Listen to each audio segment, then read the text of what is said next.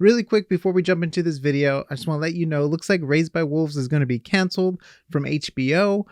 There's a whole petition going on, hashtag save Raised by Wolves, hashtag renew Raised by Wolves, renew raisedbywolves.org. There's a lot of stuff going on right now. Links are going to be in the description down below, and I'll also put it as a comment in the top post in the comments and stuff like that. But go support. If you like Raised by Wolves, if you enjoy the content, go do whatever you can to keep this show alive. We have a special guest today, Josh, a storyboard artist for Raised by Wolves. He is super talented. He is super awesome. Here's his Instagram. Go there, like, follow, tell him how talented he is, and also hashtag renew Raised by Wolves, hashtag save Raised by Wolves, so artists like him and the actors, everyone can still have a job for an awesome, awesome show, which we love. Welcome back to AsArt. Today we have a special guest, Josh. He's a storyboard artist who worked on one of our favorite shows, Raised by Wolves, and some other cool stuff. Right now, I don't even know if we can talk about it yet, but I know he posted on Instagram that he's working on a cool show for Netflix, maybe a live action thing. So we'll get into that. We'll see. But subscribe to stay updated to all of our Raised by Wolves. Thank you for all the comments in the last video. We have so much fun going over the theories. They're great, and it's such a fun show. But now we're going to jump into this awesome interview. Hey, Josh, welcome. Hey, Nick, thank you for having me. An amazing intro. Well done. Yes, I nailed it. All right, so you're a very talented storyboard artist. I really enjoy your storyboard art. Your line work's incredible. The way the expressions come out, which you don't really even see in the final product, but you can see in the storyboards, are just incredible. But before we get into Raised by Wolves stuff, what got you into wanting to make movies and becoming a storyboard artist? Thank you very much for your kind words. I appreciate it. I wanted to direct films since I was a little kid, maybe 7 or 8. Growing up where I grew up in Johannesburg, there's not many opportunities.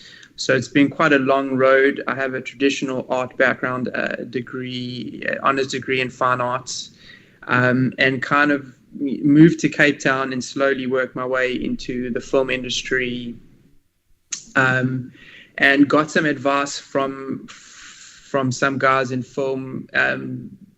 One way of directing, if you want to take it seriously, was to storyboard. So I just kind of used the skills at hand and got into the industry, which wasn't easy and took a long time, and have been doing it for 10 plus years now, waiting for my transition in a way. But in the meantime, like, really, really loving and growing in the job. Yes. And it's really interesting you said that, because it really is a difficult thing to bust into, right? Because I feel like when it comes to like storyboard artists or concept designers, like, it's one of those things, like, once someone dies, you're allowed to come in, kind of thing, because it's like there's such a small like area that people like to pick from, right? Like, you have Sid Mead, for example, when it comes to concept designs, and he's always like the go-to, right?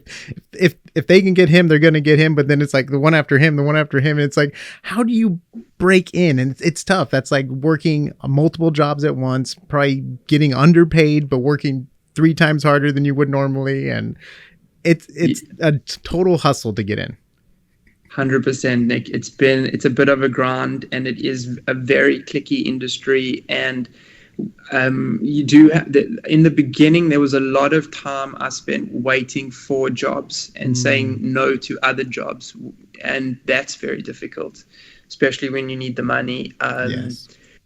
But you also want to be available for when, you know, the jobs you want that will advance your career come along. So that was very, very difficult. And then when you do get the opportunities, you work as hard as possible to keep them. You don't make a fuss about your rates. So it's really kind of you have to work your way up and be thankful for whatever you get. And at the same time, like, acquire the knowledge and develop the skill that you need to interpret the director's that you are given and what their needs are and what they are saying when they don't know how to say it, which is, that's something that took me quite a while to do. And I think the best way to do that is to know film very well. So yeah, it's been quite a progression over the years. And I definitely feel as time goes, the more directors I work for, I do feel that the greater my understanding of the job is every time. So, very, very grateful for that. Yes, and it's really cool too, because the more you work with too, you get more experience in styles, and then other references they want to reference in other movies. Like, oh yeah, remember that one shot in Raging Bull, and this happened, or remember this shot in the camera pan mood, and you need to know film too, because I know I'm not a storyboard artist, and I've never done storyboards, but I know there has to be reference of moments, because even when I animated on shows, they were like, we're going to reference The Matrix. And if you didn't watch The Matrix, if you didn't know what that, the camera move was, the whole bullet time, it's like, dude, what are you even doing here, man? You have to just go with the flow and know what's happening. Yeah, exactly. So maybe you can walk us through one of your favorite storyboard sequences through Raised by Wolves. My favorite sequences in Raised by Wolves that I boarded. Yes. I would say I have two. I'd say that are equally on par, but I would say my best one was the birth of the serpent. What, you worked on that? That's so sick. Yeah. And what's very cool about that is the director. It was Ridley Scott's son that was directing it. Mm-hmm. And I had done 2 previous scenes with him, and he was really busy filming. So the production got a hold of me, and they said he wants you to do it. So I got to storyboard that scene off script. So that for me was the best. It was very daunting because there was very, very little to no direction, and then I kind of interpreted the script as best as possible, and it's very, very close to what I boarded. What? So definitely that's quite a rewarding feeling when you get to do that. Is amazing, because that's a huge moment. Like when you think about season 1, that's what you think about. You forget about the pits, you forget about Mithraic killing, you forget out, and you're just like, the serpent came out of her mouth, and it's just like, what the heck is this? Like, this is incredible. And the acting was great in that scene. Everything worked out, but the way it was told was incredible. And that's so awesome. That was you. That's so sick. Yeah. No, very, very, it was very, very cool. And that it came out so nicely with that, kind of robot fluid popping out of the mouth. And it was just so cool. And then obviously we know Ridley Scott has his hands in this product. So was Aliens a big reference for that scene? The first season, that was this was kind of Ridley was there. He was in production for most of the filming. I never got to meet him or see him for whatever reason, which made me very upset. It happens. It totally happens. But it happens. And look, it was great working with Luke, his son. That's the director of the episode that I'm talking about. But I think Ridley had a final say on pretty much everything that first season. And it was no one knew what it was going to look like yet. Oh, really? Which is what was very interesting. It was just this show was happening, but no one had seen any episodes, or I hadn't seen much of the dailies. So, we were all very kind of excited and full of anticipation for how it was going to come out. And it came out amazingly. I mean, I feel, my opinion, the grading on the first season of was not that great, but they got it 100% right in the second one. Season 2, big jump from season 1. Yeah. And it's not a bad thing at all, but sometimes with shows, the first season, the budget's not as big, and you're still kind of trying to figure out what the show is too. So you're just kind of throwing stuff at like a dartboard. Maybe this will work. Maybe this will work. And then when it hits, and then you're just like, oh, cool, that's going to carry over to season 2, and we're going to implement exactly. this. Yeah. Yeah, and I feel like the look and feel of it in season 2 was like on the money. Like, it just, some very strong visuals. Pleasantly surprised. Yeah, pleasantly surprised by that, and it was so much bigger. It was just, was just everything was in it. Everything, everything got turned to 11. You know, I don't want to quote Spinal Tap here, but yeah. It's awesome. Super sci-fi. And then the second one that's right up there with that scene. The second one I would say would be a scene that I storyboarded for Alex Gabassi in season 2. Scene like it's kind of her Ripley moment, and she's hallucinating also, and she's seeing these leeches on Paul's cocoon. Mm-hmm. And I just love working with Alex. He's like, he could be my favorite director to work for. He's so passionate, and he loves graphic novels, and like, he's just got so much flair in his work, and he's so like engaging to work with. And he let me do the boards in color, and it was just like a dream scene. So that would definitely be on par. That is an incredible sequence too, and the lighting in that room was just like spot on in that scene too. Yeah. Like, and it's I saw your storyboards of this on your Instagram too. By the way, Josh has an amazing Instagram. I'll put it here. He's been posting his storyboards there. That's how I found him. I'm like, dude, you are so freaking talented. We have to interview for our Raised by Wolves peeps here. But Thank yes, you, Nick. that whole sequence was beautiful, and it's so good too because it's a vision she's seeing at first, right? Or yeah, exactly. If we're allowed to, I don't know if that's considered spoilers, like it's a vision, but I'm guessing the entity gave her a vision of a way to save Paul. Correct. In that that's sequence, exactly what. That's well said. Yes. Yeah. So she's envisioning the cure to save her her son. Yes. And through this vision, she goes on a mission and finds these leeches that she needs to bring into life out of the cocoon. Yes, which was so cool too, because we got a little bit of a spoiler in the show. Like, we were able to see leeches on the mer creatures, and then it was cool to come full circle. This show does such a good job with leaving subtle hints throughout different episodes and stuff, which awesome payback. Like one of our subscribers, he found a upside down image of someone on a cross in a picture frame in the background. And then, like, of course, when Marcus is upside down in the tree, they're like, oh my gosh, they were telling you ahead of time there's a red sun up there for the middle. It was like this whole thing. We're like, this is so cool. That was planted back in season 1. Then I'm like, hold on, let me look at the drawings on the walls. Let me look at everything now, because you never know what's going to come up next. And such a good, they do such a good job of coming back to topics. Yeah, I mean, I think those are the best kind of shows, when there are these little nuggets and there's little foreshadowing of things, and it keeps you engaged. And the payoff is a payoff big time. Yeah. The payoff is a big payoff big time.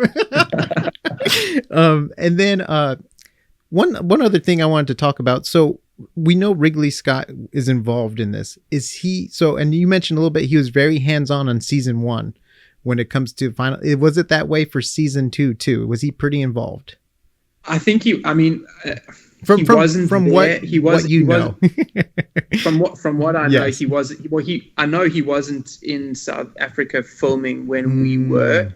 I mean, I'm pretty sure he was, CC'd on all mails, and they wanted his feedback for everything. I just don't know if he was as available. I mean, I think three films that he directed came out during this time, so I don't know. He was busy. Yeah, he's been. Yeah, it was the one with the night that he did. Yeah, he was busy. Yeah, I think the Gucci movie with Lady Gaga, and there was the Nights one, which was amazing. Yeah.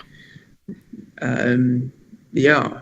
No, he's a character. Like, just watching interviews and stuff of him, like, this guy's amazing. But two, like, some of the most iconic film. I mean, Blade Runner, Alien. I mean, the list goes on. I mean, obviously, I named his 2 biggest, of course. You know, what a fan. I named the 2 biggest. But like, you know, I mean, like, he is iconic staple when it comes to film. Like, it's hard. I mean, it would be hard to argue with the guy. I would not. Yes, that's a very. I'd be like, I would not either. I'd be like, yes, whatever you want, sir. Yeah. And then I would board till my fingers fell off for him, for sure. Yes, 100%. That's someone you would work overtime. Overtime. Yeah. To make sure the product gets done in his way too. The visual he wants it, you want to make it there because you want it to be iconic and just the best. Yeah. And all that's amazing is like he storyboards his own films. That's right. He's an artist. Yeah. His boards are beautiful. We had like a whole room full of them. And I mean, he's like 83, 84 years old, and he's still like grafting like no one's business. So I would just like, he's incredible. Yeah. I remember looking at a lot of his boards too for Blade Runner and like the eye and just the city. I was just like, this guy is so, and I think they were done in charcoal too. I was just like, what? This is insane. Like he's just like going, it's just like, he's so freaking talented. Yeah. He's so cool. Yeah. No, he's, what a benefit for a director to be able to also storyboard, to visually help tell your story too. Like it's one thing to have a great storyboard artist, but if you can help aid the process with your artwork too, to give the artist even more to work on and stuff like that, that's huge. That's a huge one up. Yeah, well, it's another tool to communicate for sure.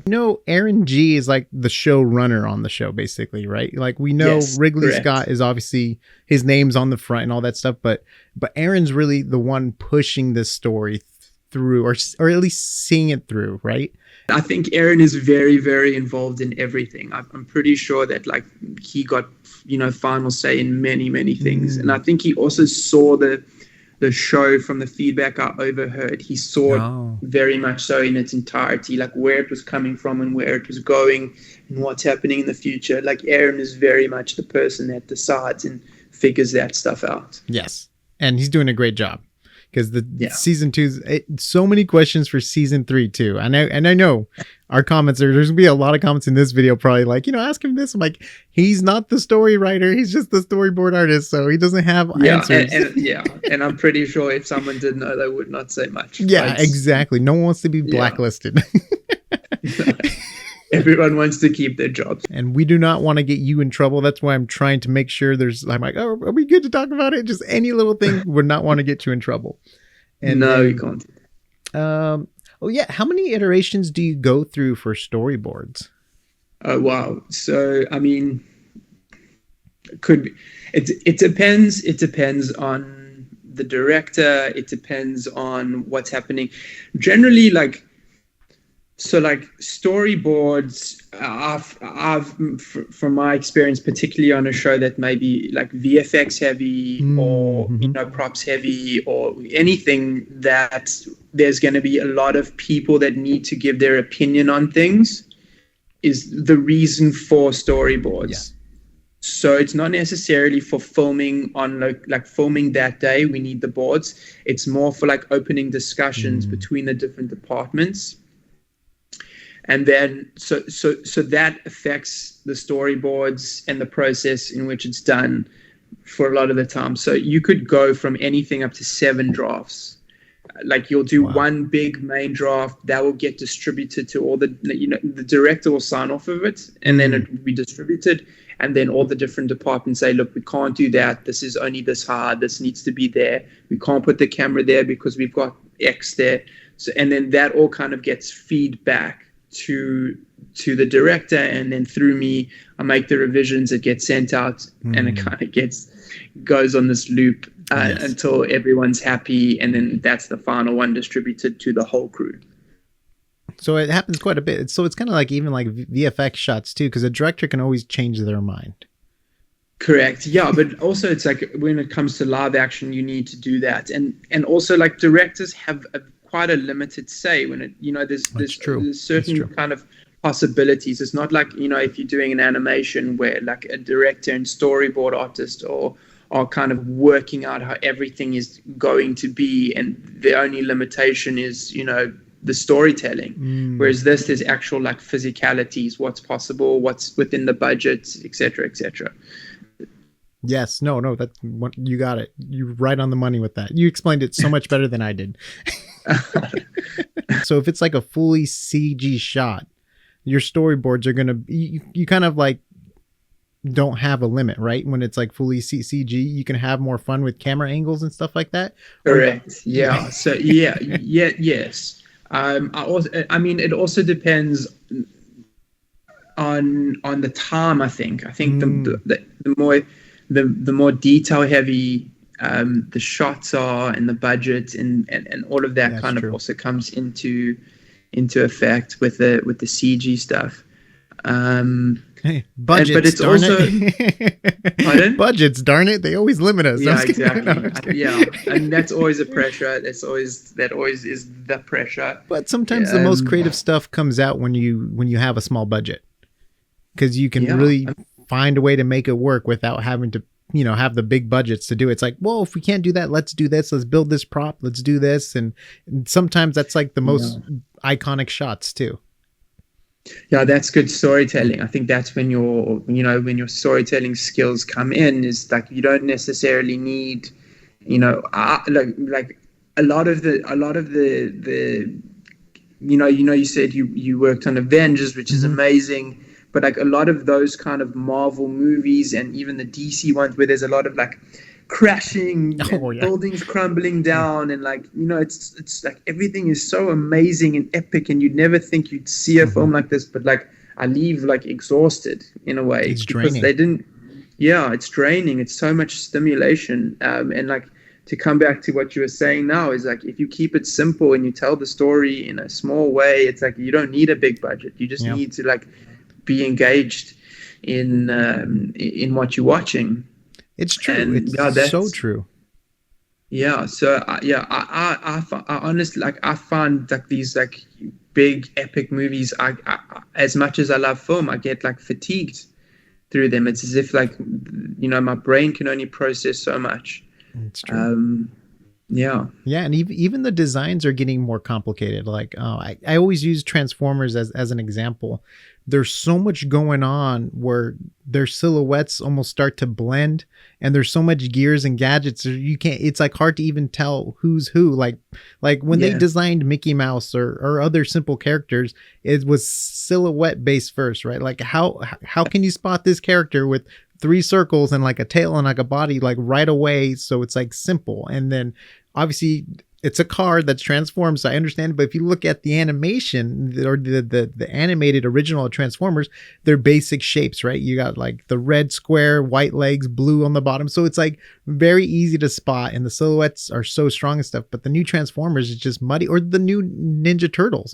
There's so much going on. Like, yeah, they look cool and realistic, but do they actually stand out enough where you can recognize, the difference and stuff between them? But No, I totally agree. I feel exactly the same way. I feel like the designs of those 80s cartoons and whatever, they were so appealing, and they were very silhouette based, and you just like, it was just enough for you to do that. And even those Ninja Turtle movies that came out, I think in the early 90s, like, and they were in costume, they were so much more impressive and so much, they were just the best. And I don't think it's nostalgia. I think that the design of these things were just more like easier for us to like engage with. But I think there's a quote from the show Community when he's eating like a giant cookie. He's like, so too much of a good thing is bad. You know what I mean? Because he gets sick from eating this giant cookie. What's wrong with you? I'm sick. How can something that's delicious make me sick?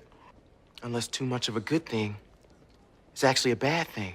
And it's just like, yes, that's so true though. You know what I mean? Like, too much is sometimes bad. Raised by Wolves does such a good job keeping it really, really simple. And I think it really helps their story too. Yeah, exactly. And I like that. It gives you time to get to know the characters. It kind of, that's what I think that's what I think they're getting right. There's something that feels a little bit intimate about this film. About the series. But there's also like, big effects and high sci-fi stuff, and it's also like full of subtext, and it's just like you can take whatever you want from it, it's just been like a joy to be involved in. For sure. It was really cool that you were able to share your storyboard stories with us, and I'm actually really excited to see maybe a future product of yours that you're working on Netflix, One Piece live action. How cool is it? I mean, obviously, Netflix's record with live action animes isn't the strongest. And it's hard because it's freaking anime, and anime itself is so stylized with the unique, wacky camera angles and stuff like that. But One Piece is so iconic. And how cool is it to be able to sketch One Piece in storyboard form? Like that's my whole thing. It's like, that must be one of the coolest experiences. It is, yeah. It's been such a joy to do that, and when I started back in November, so nothing was disclosed. So I was busy storyboarding on characters, live action characters that I hadn't seen. So it all had to be like the anime style sick. And the manga style. So it's so fun, and just like so much easier actually than drawing real people over and over again. And it's just been, it's been very, very cool. And then also the directors that I've got to work with, I'm on my 4th director at the moment. Mm-hmm. I'm kind of, how do you call it? It's such an interesting animation to watch, because it's like, it's so crazy, but you kind of just watch, you just, it's like you can't turn it off. You start and it's bizarre, but you just like, it's just like you're waiting you just can't turn it off for whatever reason. And like, I don't know, the style in the show is a little bit inconsistent, and I don't know, they get away with it for some reason. And it's like, and Luffy's the most like lovable character and just like full of hope, and he's just a very positive protagonist to watch. And I'm very, very interested to see what it's going to look like. I have seen some of the shots in dailies and know some of the cool stuff they're trying to incorporate, and also correct some of the things that they've got wrong before on certain shows. Did you sit there and watch all of One Piece? Did you watch all like 5,000 episodes or whatever it is? No, no. I caught on very quickly. Okay. The addictiveness of the shows, and then I have to like manage my screen time. Yes. Because we have to work. Yes, you have to actually do the job you're hired for. Drawings to do, and and you can't sit binging on. Did you have it on in the background when you were sketching? Sometimes, but if it starts like just distracting me and like pulling my attention away from work, then I have to turn it off. It's just one of those things. That's the thing about storyboarding. It's just very labor intensive, and you have to, everything has to be simplified, and you have to, it's just a bare minimum of strokes you can use, and and you always have to send it yesterday, and there's so many drafts that you have to go through. This was very draft heavy, this show. I bet. Very, very draft heavy. There was a lot of back and forth. And now I'm just curious about your process. Do you like listening to music or having a show on in the background when you sketch, or do you just try to be in your own mind? It depends. Okay. It changes. I think it changes daily. I have to I try and sometimes, you're a little bit tired, and maybe having, something play in the background is good. Some days, nothing at all. It all depends on maybe how much TV I watched, the day before. You always have to be a bit in tune as to what's going to make you the most productive. And then I think this might be a good one to end on. If anyone wanted to get into storyboarding here, maybe there's some future storyboard artists, or some of the best storytellers just haven't told their story yet, and they want to learn how to storyboard. What would you say would be good for them to draw every day? Or like, is it one of those things where now you can do previs, and are there other solutions? Or obviously I made that answer 20 times longer now by throwing that out there, but give us your best maybe intro into storyboarding if anyone wants to get into it. I think the best way to storyboard is, obviously practicing every day is very good, and watching a lot of films, and even storyboarding, going through a film and then picking a scene and then drawing that scene along with, the show, going frame by frame. And I think, you copying what's on the screen and also noticing the sequencing of shots is a great way to do it. If you can get any job experience, it's always the best way. You know, it's a very interesting point you made about drawing maybe your favorite films sequences and stuff. Because when I got into animation, I had to learn how to set up cameras in 3D. You know, that's like a huge thing too, is your camera placement, and you want to base it off of storyboards. But I would like reanimate like scenes from Monty Python and get the similar camera, you know, like crucifixion, you know, first offense, you know, because you also want to make it comical too, so people laugh because it's an animation. But I would go through and see the framings on the thirds and how they would zoom in and how you would start off farther for an establishing shot, and then you would make your way in depending on the action beats and stuff like that. And I would watch Brad Bird is one of my favorite storyboard visual telling artists, and Incredibles. There's so many great camera moves in Incredibles, but one of my favorite ones is when they're in the cop car.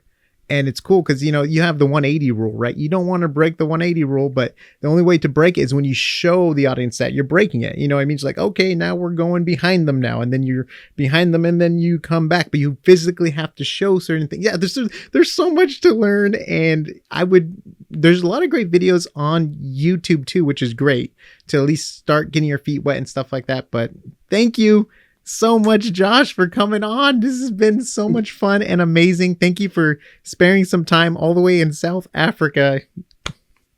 Thank you so much, Nick. Incredible. It's been such a pleasure. I really appreciate the opportunity. And I'm really excited for future projects of yours too. I wish you the best of luck, and then maybe we'll have you on again. I really hope so, but we'll see how it goes. And amazing. I would love to check in on your life because you just seem like such a cool, interested, talented dude, and I just personally I would like to have a beer with one of these days. Sounds good, Nick. Anytime. Take care. Thank you so much for watching this video. By the way, go follow Josh on Instagram. He is super talented artist. Let him know. Shower him with love from here. And also just want to let you know too, if you like Raised by Wolves stuff, we have a cool Raised by Wolves shirt design that our local artist Kyle did. Go to asart.space to find the shirt. And also just to remind you guys, let's save Raised by Wolves. Hashtag renew Raised by Wolves. Hashtag save Raised by Wolves. All the links will be in the description down below. Where to go, petitions, to the website to find out more information. There's a Reddit page, there's a Discord page, there's a lot of stuff going on. There's even dates on when to bombard and post certain stuff. Go save Raised by Wolves. We'll see you on the next AsArt. Tag renew Raised by Wolves. Hashtag save Raised by Wolves. Let's save mother.